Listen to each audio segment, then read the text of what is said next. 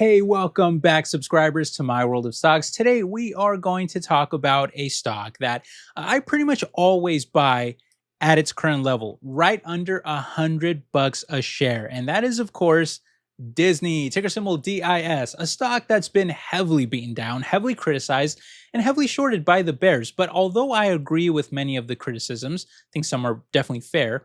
I think it remains a very solid pickup at this specific level of what I consider to be support.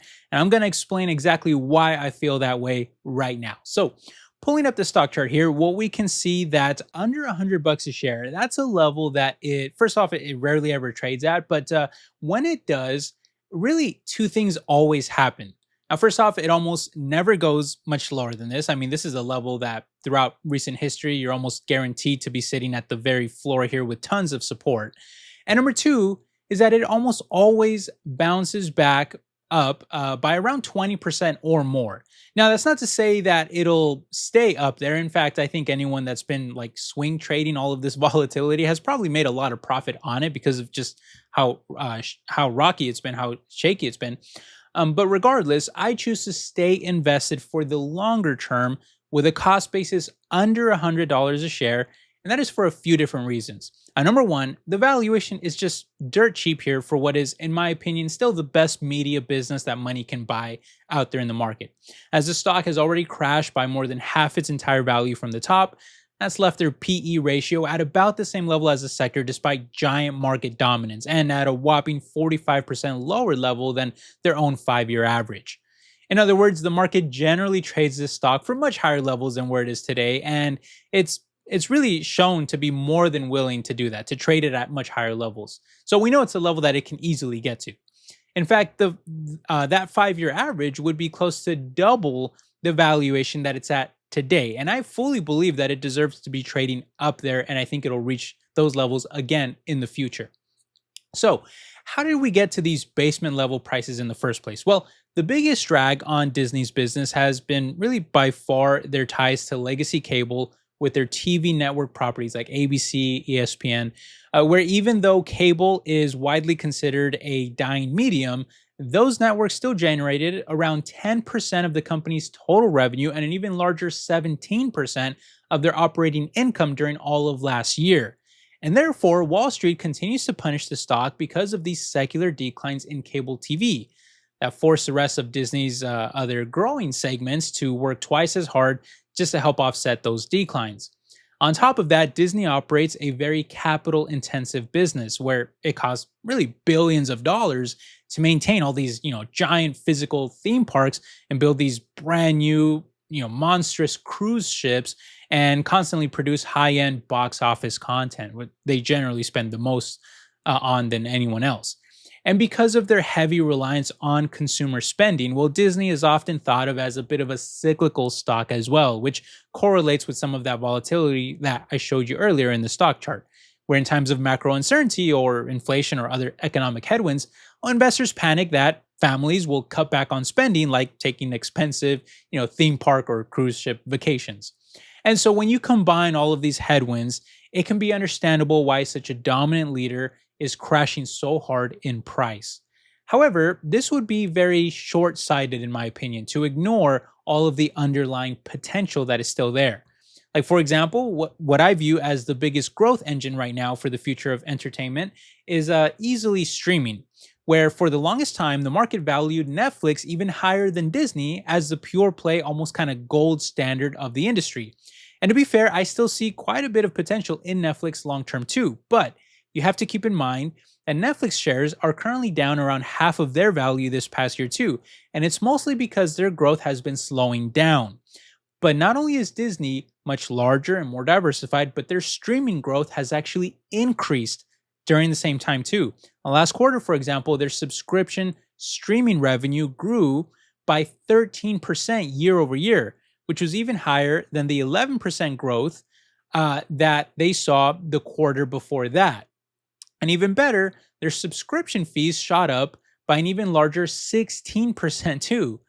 Plus, just as important, if not more important, their streaming business is now finally making substantial profit, with their streaming operating income nearly doubling year over year, climbing up to more than $500 million.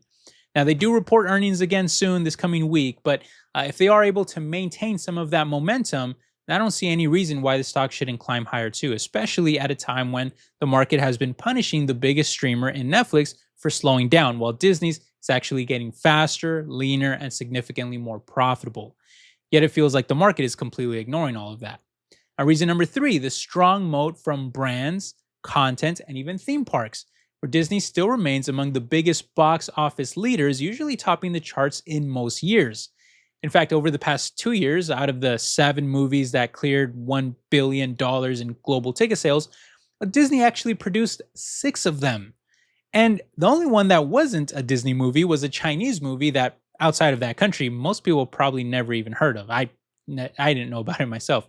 In other words, Disney pretty much had every billion-dollar movie of the past 2 years. And that momentum is largely carrying over into this year too, with Toy Story 5, for example, already being the country's highest grossing movie of 2026.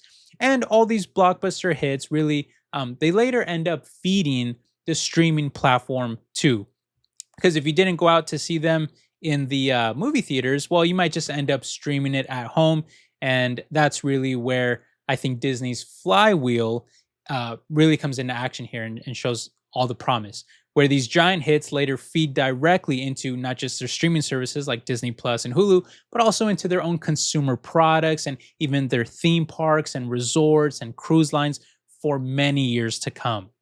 Speaking of which, despite all of these macro concerns that we're currently going through, well, Disney is still seeing strong demand for their experiences segment that houses parks and cruises, which saw revenues rise by 7% last quarter with strong profit growth too, which I fully expect to see continued momentum into these next couple quarters too, especially throughout the summer months that we're currently in. And speaking of which, lastly, I expect a few more growth catalysts on the more kind of future horizon as well, to help wake up Wall Street from this pessimistic slumber. First, Disney has some major releases coming up, including the highly anticipated Avengers Doomsday hitting theaters in December, which I fully expect to be the best performer of the entire year thanks to all the returning fan favorite actors and characters. Secondly, we have the big D23 Fan Expo coming up next month, which will actually be the very first fan event under the new CEO, so I do expect some pretty big theme park announcements to be made there that'll kind of help grab headlines and maybe catch more people's attention. And then lastly, this is a bit more on the analytical side of things, but at these incredibly low levels, well, I'm not the only one who thinks that the stock is a steal under 100. In fact, Disney is currently pouring billions of dollars into new stock buybacks. And I just think when you combine all these growth catalysts, the stronger performing business, and with some of those big buybacks eventually improving the PE ratios even further too, Wall Street will have to start paying attention to all of the underlying value to be had here. In fact, on average, analysts covering the stock currently rate it a strong buy and predict that the price will rise by more than 30% on average just over the next 12 months alone. And again, I have much higher hopes than that over the longer term. Now, will the stock, magically rebound tomorrow? Will it happen that quickly? Probably not. The legacy cable networks are still a drag on them, and I fully expect the overall market to remain choppy for some time to come, especially in the face of all the inflation, the high interest rates, even the really, sad, unfortunate war and conflict, everything that's going on in the world that, countries have been dealing with, and people, obviously. But at less than $100 a share, I just feel that the downside risk here is pretty limited for Disney stock, while the long-term upside is looking, much better in my opinion. So I am happy to continue to add to my position at these levels. But hey, that's just me. That's just my own strategy, what I'm personally doing. As always, you got to do your own research, make your own decisions. But let me know down below if you're buying Disney stock at under 100, or if you think that even here, it's still way too expensive. I'd love to hear your reasons why down below in the comments. But hey, either way, I just hope you enjoyed this quick update, and I thank you so much for stopping by, and I hope you're all doing well, and I'll catch you guys in the next one. All right, take care, my friends. Bye-bye.